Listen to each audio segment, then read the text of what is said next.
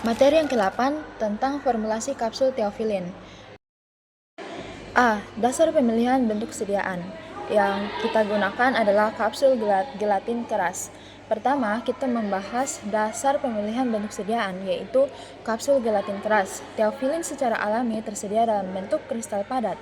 Bentuk serbuk ini relatif mudah diformulasikan menjadi sediaan padat seperti kapsul atau tablet tanpa perlu melalui proses pelarutan lebih dahulu. Dari segi stabilitas, bentuk serbuk padat juga lebih stabil secara kimia dan fisik dibandingkan bentuk cair. Hal ini dapat mengurangi risiko degradasi obat selama proses penyimpanan. Selain itu, kapsul keras juga memberikan akurasi dosis yang lebih baik. Hal ini sangat penting karena teofilin merupakan obat dengan therapeutic window yang sempit, sehingga perbedaan dosis yang kecil dapat mempengaruhi efektivitas maupun keamanan terapi. Kapsul gelatin keras juga memudahkan pengisian dosis serbuk secara presisi dibandingkan kapsul lunak yang biasanya digunakan untuk sediaan cair atau semi padat. Keuntungan lainnya adalah fleksibilitas formulasi. Kapsul keras memungkinkan pencampuran bahan padat sekaligus, seperti bahan aktif dan polimer matriks. Hal ini memungkinkan pengembangan sistem pelepasan obat secara lambat atau sustained release, misalnya dengan menggunakan polimer seperti HPMC atau poloxamer. Dengan demikian, kombinasi berbagai bahan padat dapat dilakukan tanpa merusak sifat masing-masing bahan, sehingga obat tetap stabil dan efektif. Bagian B, pertimbangan preformulasi. Selanjutnya adalah pertimbangan preformulasi yang mempengaruhi perancangan formulasi kapsul teofilin. Pertimbangan pertama adalah waktu paruh obat. Teofilin memiliki waktu paruh sekitar 3 hingga 6 jam. Artinya, dalam waktu tersebut, setengah dari kadar obat dalam darah akan dieliminasi oleh tubuh. Jika digunakan dalam bentuk sediaan lepas cepat, pasien harus mengkonsumsi obat beberapa kali sehari. Untuk mengatasi hal ini digunakan pendekatan controlled release, sehingga obat dilepaskan secara perlahan dan kadar obat dalam darah dapat dipertahankan lebih stabil dalam waktu yang lebih lama. Pertimbangan kedua adalah therapeutic window yang sempit. Teofilin memiliki rentang dosis terapeutik yang kecil antara dosis efektif dan dosis toksik. Jika obat dilepaskan terlalu cepat, kadar obat dalam darah dapat terlalu tinggi dan menimbulkan efek samping seperti mual, takikardia, atau gangguan sistem saraf. Jika pelepasan terlalu lambat, kadar obat bisa menjadi terlalu rendah dan tidak memberikan efek terapi yang optimal. Oleh karena itu, digunakan matriks sistem yang mampu mengontrol pelepasan obat secara bertahap. Pertimbangan ketiga adalah kebutuhan terhadap sistem kontrol release. Dengan sistem ini, pelepasan obat dapat berlangsung lebih lambat dan stabil, sehingga frekuensi penggunaan obat dapat dikurangi dan kepatuhan pasien menjadi lebih baik. Pertimbangan terakhir adalah kompatibilitas obat dengan polimer matriks seperti HPMC. Dalam formulasi ini, teofilin dicampur dengan polimer untuk membentuk matriks pelepasan obat. Kompatibilitas ini penting agar obat tidak mengalami reaksi yang merugikan dengan eksipien, serta pelepasan obat dapat berlangsung sesuai dengan desain formulasi. Bagian C, ditampilkan tabel formula kapsul floating teofilin yang digunakan dalam penelitian.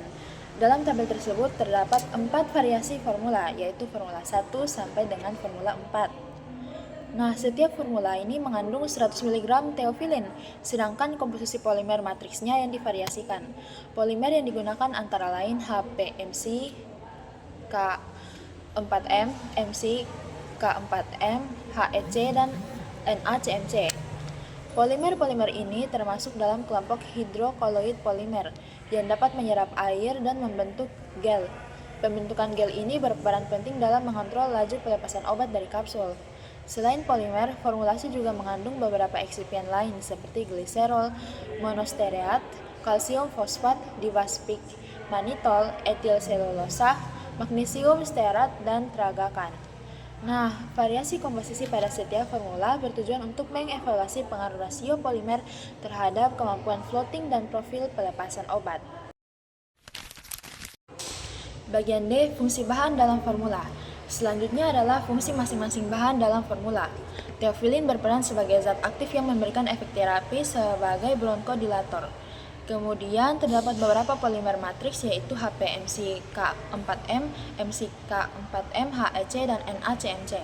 Polimer ini berfungsi untuk mengontrol pelepasan obat melalui mekanisme pembentukan gel saat kontak dengan cairan lambung.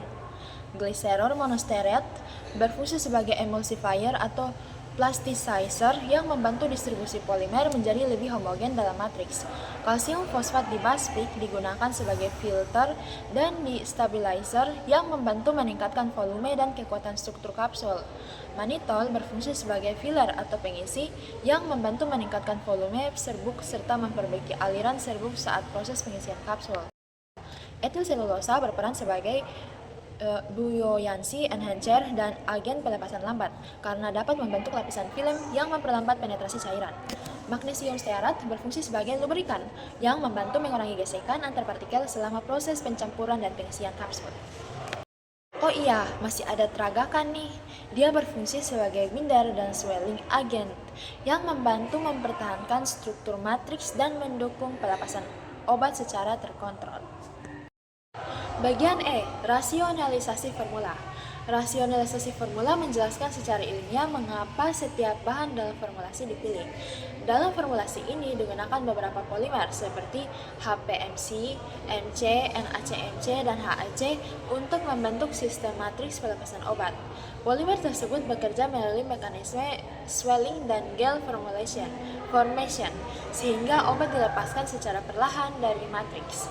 Pendekatan yang digunakan adalah matriks sistem, di mana obat terdispersi di dalam matriks polimer.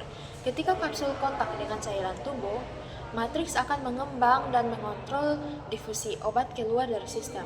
Selain itu, proporsi polimer sangat mempengaruhi laju pelepasan obat. Semakin tinggi konsentrasi polimer dengan viskositas tinggi, maka pelepasan obat akan berlangsung lebih lambat. Pendekatan ini sangat sesuai untuk obat seperti teofilin yang memiliki waktu paruh pendek dan therapeutic window yang sempit, sehingga diperlukan sistem pelepasan yang lebih terkontrol. Bagian F, menjaga metode pembuatan kapsul. Selanjutnya adalah metode pembuatan kapsul floating teofilin. Tahap pertama adalah penentuan komposisi formula, yaitu menentukan rasio optimal antara obat dan polimer. Dalam penelitian yang saya gunakan ini, digunakan rasio sekitar 30:70, yaitu 30% teofilin dan 70% polimer matriks. Tahap kedua adalah preparasi bahan. Semua bahan seperti teofilin dan eksipien ditimbang sesuai komposisi formulasi dan dipastikan dalam kondisi kering. Tahap ketiga adalah blending atau pencampuran serbuk. Bahan aktif dicampur dengan polimer dan eksipien lain sehingga homogen untuk memastikan distribusi obat merata. Tahap berikutnya adalah pengisian ke dalam kapsul gelatin keras menggunakan mesin pengisi kapsul atau metode manual. Setelah pengisian, dilakukan pemeriksaan awal kapsul seperti keseragaman bobot, keseragaman isi, dan pemeriksaan visual terhadap integritas kapsul.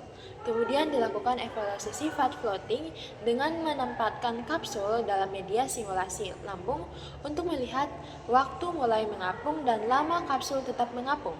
Tahap terakhir adalah uji pelepasan obat secara in vitro untuk mengetahui profil pelepasan teofilin dari kapsul.